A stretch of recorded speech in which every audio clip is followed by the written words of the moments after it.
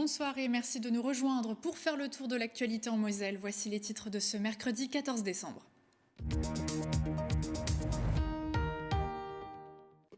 Ce mercredi soir se tient le match tant attendu entre la France et le Maroc. Les cafetiers qui proposent de voir le match sur grand écran font salle comble. À 2h du coup d'envoi, Aymeric Guillaume, notre reporter, fera un état des lieux de l'ambiance et de la fréquentation pour nous. C'est aussi le rush au cœur des magasins de jouets depuis plusieurs semaines. Effectifs renforcés, polyvalence dans les équipes. Tout est mis en œuvre pour proposer un service de qualité aux clients, immersion dans une enseigne. Et si certains choisissent leur sapin de Noël en magasin, d'autres se mettent dans la peau d'un bûcheron. C'est le cas dans la sapinière de Schwangerbar à Reyerswiller où vous pouvez découper votre sapin sur place. Et la vigilance neige et verglas d'aujourd'hui court également sur jeudi, mais le soleil sera un petit peu plus présent dans le ciel de demain avec des températures comprises entre -3 et 0 degrés le matin, temps similaire l'après-midi avec un thermomètre qui ne dépassera pas les 2 degrés. Nos élus locaux ont aussi un rôle à jouer à l'échelle nationale, voire internationale, comme la conseillère municipale d'opposition Marina Véronneau. Bonsoir. Bonsoir. Vous avez été nommée tout récemment à un nouveau poste au sein du bureau exécutif d'Europe Écologie Les Verts. On va en parler plus en détail dans cette édition. D'abord, place à l'actualité.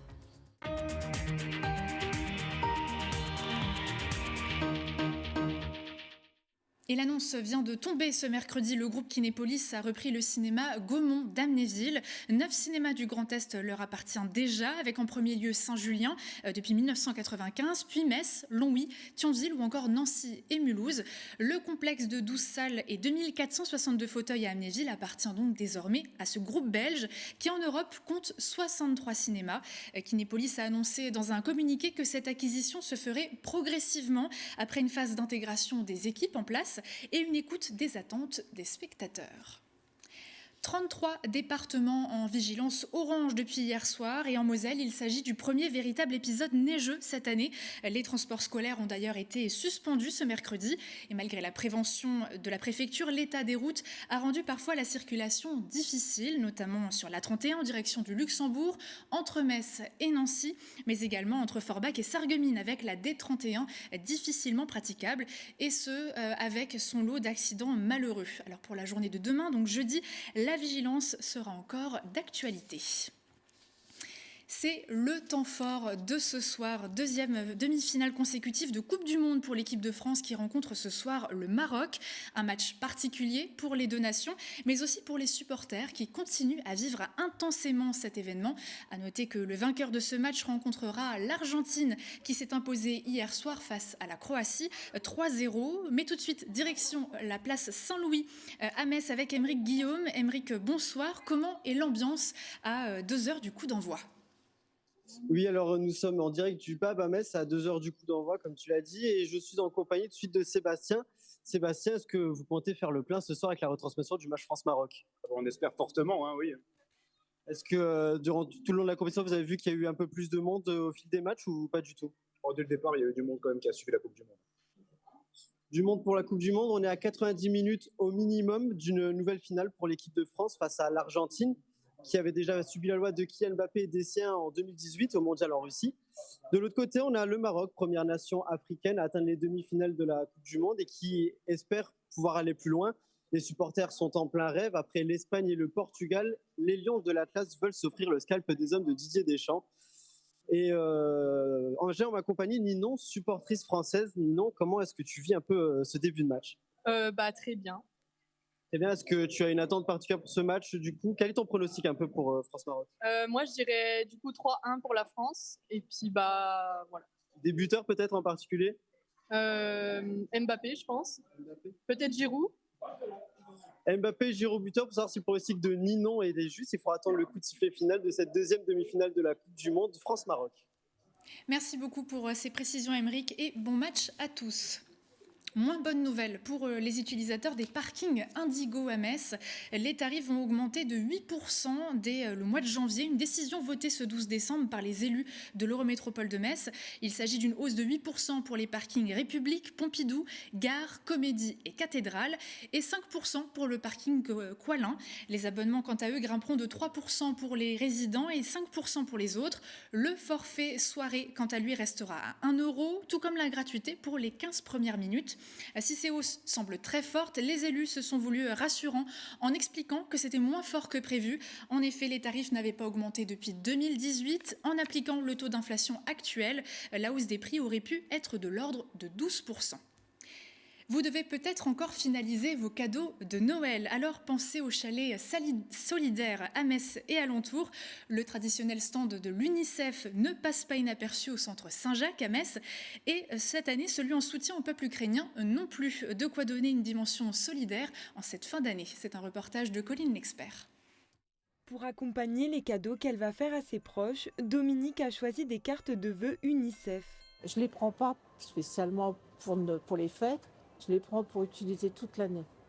Et j'ai un cadeau à faire à une petite fille de 6 ans, et donc j'ai pris 20 jeux. Jouets pour les tout petits ou cadeaux pour les plus grands, une fois vendus, les bénéfices de ces ventes serviront à améliorer la vie d'enfants en danger. Cette année au stand, les Frimoussons-la-Côte. Ces petites poupées uniques sont confectionnées par des bénévoles. Les personnes qui vont verser les 20 € en fait font un don total. Là, c'est 100% de la somme qui va à l'UNICEF. Et ce don est en partie déductible des impôts. On sait que la cause des enfants elle est particulièrement difficile actuellement. Donc c'est le moyen d'être solidaire. Être solidaire, c'est aussi le maître mot du chalet ukrainien Place de la République. Ce sont des bénévoles et des réfugiés étudiantes au diplôme franco-ukrainien de l'IAE qui le gèrent. La maisonnette regorge de cadeaux importés d'Ukraine comme ces foulards en soie. C'est un matériel traditionnel utilisé en Ukraine depuis des siècles. Nous essayons de partager cette partie de notre culture. Vous pouvez également voir cette blouse brodée. Accessoires, décorations ou encore sucreries, l'argent de toutes ces ventes est géré par l'association Échange Lorraine-Ukraine. L'argent va être utilisé pour l'Ukraine. Alors après, pour financer différentes actions, pour financer peut-être aussi des besoins pour les soldats ukrainiens. Ce soutien, il faut qu'il dure, il ne faut pas qu'on les oublie, il ne faut pas qu'on les abandonne. Le chalet est ouvert jusqu'au 24 décembre. Et les magasins de jouets mettent aussi les bouchées doubles pour vous accompagner. En cette période de rush, l'objectif est de satisfaire la clientèle qui se veut pressée, mais surtout discrète pour garder la magie des fêtes pour les plus petits. Polyvalence, renfort et organisation sont donc de mise. Immersion dans un magasin de jouets à Terville. Non, ça marche pas comme ça chez eux. Lionel est particulièrement attentif à chaque détail. En cette période de rush de Noël, pas question de perdre du temps. Il ne reste plus que 10 jours avant le réveillon et certains clients se pressent pour trouver les cadeaux pour toute la famille, quitte parfois à utiliser leur temps libre pour ne pas alerter les enfants. À 10h, aujourd'hui c'est mercredi, mais les autres jours, si vous voulez, ils ont les enfants, ils déposent les enfants à l'école, ils viennent à 10h, et à 11h, il faut qu'ils soient repartis vite pour aller rechercher les enfants à l'école. Et pareil, à 14h, on recommence, il y a du monde, jusqu'à 15h30, 16h, après ils vont rechercher les enfants, et après de nouveau, il y a un peu plus de monde, quoi. Mais voilà, c'est des périodes où il y a un peu plus de... Sur 2 heures, vous allez avoir plein de monde, et puis après ça se calme, après ça repart, quoi. Le mois de décembre est un mois important sur le plan comptable, l'erreur n'est donc pas permise. Pour réaliser de manière efficace cette mission, il faut employer les moyens nécessaires et faire appel à des renforts. Dans ce magasin, 3 personnes de plus sont venues renforcer un effectif qui se veut polyvalent. Les salariés font tout, ceux qui sont permanents, quoi, savent tout faire, quoi, hein, je veux dire. Voilà. Il y en a un qui est à la caisse, un à l'emballage, et puis voilà, après on change, pas toute la journée le même qui fait la même chose, quoi. Un qui fait le réassort, bon, ça c'est plus déterminé à un, comme ça il connaît bien le stock, ici où ça se trouve, ça va plus vite. Il faut que tout le monde soit opérationnel, quoi. Si une fois il y a un malade, il faut gérer, il faut que ça sache, autrement c'est pas possible s'il faut reformer quelqu'un, quoi. Emballage de cadeaux, réception, rangement, tout le monde reste disponible et se montre présent sur tous les fronts. Pour cette année, pas de problème d'approvisionnement, mais certains stocks sont en rupture, période de Noël oblige. Ça a été livré correctement. Bon, maintenant, il va y avoir des manquants, c'est normal, hein, puisqu'on arrive près de la période. Ça se termine, quoi. Hein, je veux dire, dans 10 jours, c'est fini. Mais après, il n'y a pas eu de souci d'approvisionnement. Donc, cette année, ça a été, franchement, les fournisseurs ont bien livré. 10 heures, après l'ouverture des portes du magasin, les premiers clients se montrent. Il faut alors porter assistance à la clientèle, bien contente de pouvoir trouver ce qui siégera au pied du sapin le 25 décembre. On trouve plutôt ce qu'on recherche globalement. Dans les magasins, dans les rayonnages, ça va. Construction, figurines, cartes à jouer ou encore poupées, il y en aura pour tous les goûts, pour tous les âges et pour toutes les lettres au Père Noël. Enfin presque. Non, là il n'y aura plus de livraison là-dedans. Peu importe l'année, le jouet reste la valeur sûre pour Noël.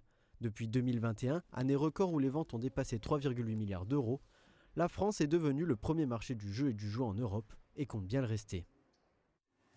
Le compte personnel de formation a une nouvelle actualité. Un possible amendement encore en discussion pourrait le rendre payant. Lucie Philippot vous explique tout.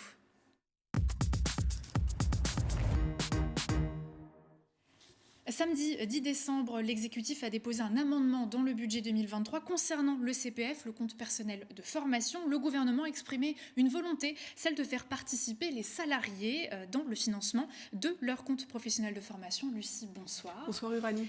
Est-ce que vous pouvez déjà nous rappeler ce qu'est un compte personnel de formation ?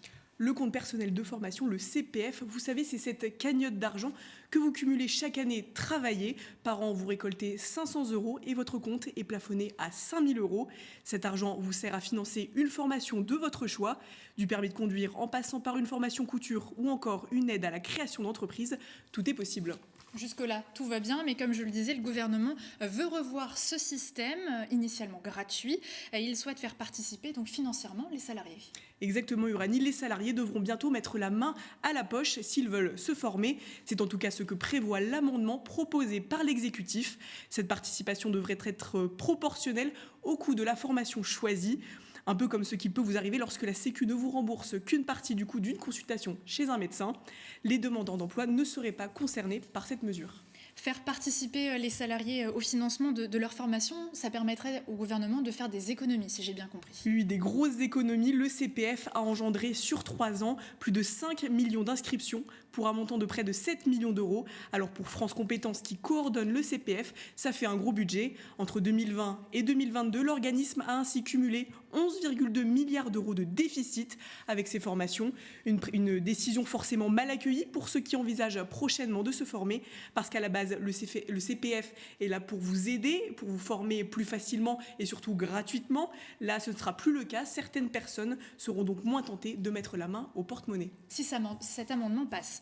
Mais cette mesure permettrait également de détecter plus facilement les arnaques. Tout à fait, Uranie. On connaît tous ces appels et messages douteux nous disant que notre compte CPF arriverait à expiration. Eh bien, cette décision pourrait permettre de détecter plus facilement les fausses sociétés de formation, ces mêmes sociétés qui en auraient profité pour détourner des millions d'euros. D'ailleurs, le Parlement a déjà adopté une proposition de loi pour interdire le démarchage commercial des titulaires du CPF. Alors on le rappelle, seules les démarches sur le site moncompteformation.gouv.fr sont sécurisées. Tout se passe sur Internet. Donc si vous recevez un appel concernant le CPF, le mieux à faire, c'est de raccrocher. Alors restez prudents, surtout si vous êtes victime de l'arnaque au CPF. Vous pouvez contacter l'association France Victimes au 116 006. Merci beaucoup Lucie pour ces explications. Comme chaque mercredi, on s'intéresse à l'environnement. Focus sur les sapins aujourd'hui.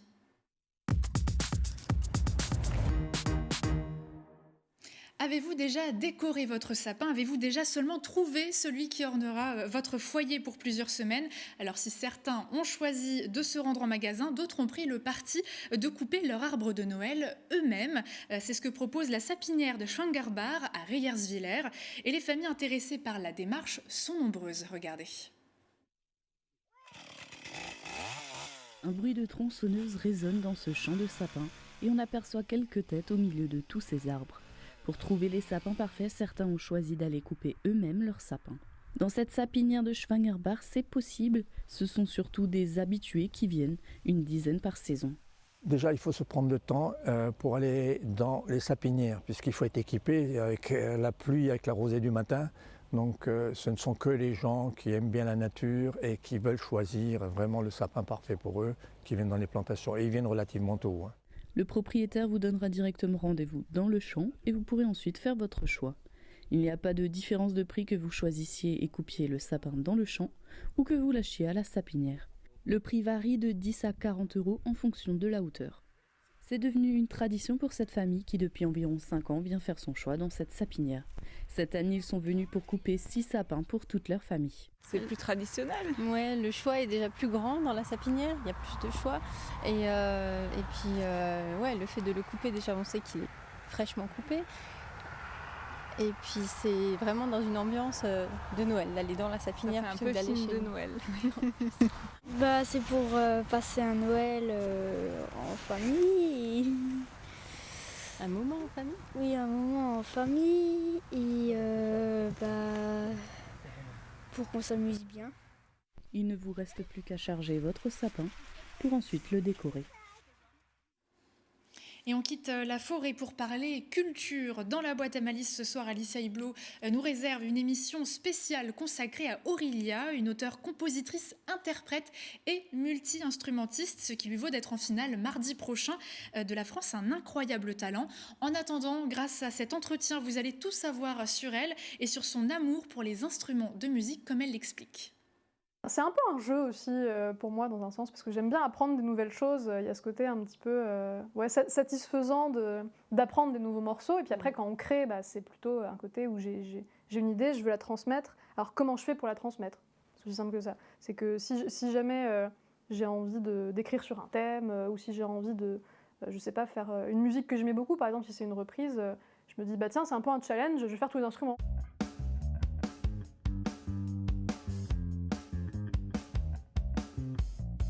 Chaque fois, c'est parce que je me mettais des petits challenges, genre tiens, je vais faire Hysteria de Muse à la batterie, donc un peu compliqué. Et puis après, quand je me suis un peu habituée à l'instrument, j'ai eu plus d'idées pour même mes propres compositions. Donc c'est un peu ce mélange-là de vouloir créer des choses et donc de pas, que ce soit un peu naturel de vouloir faire un instrument. Et en même temps, des fois, je me pose des petits challenges, genre tiens, je vais faire ce morceau parce qu'il est un peu difficile, du coup ça va m'apprendre telle technique, je vais aller un peu plus loin, je sais pas, dans de la théorie musicale. Ou des trucs assez techniques pour les nouveaux instruments que je maîtrisais pas, même pour la guitare électrique, je sais pas, des trucs pour les solos, m'entraîner un peu à faire du sweep. Aurélia, en interview exclusive pour la boîte à malice, c'est ce soir à 19h et en replay sur notre site internet. C'est le moment de donner la parole à notre invité du jour.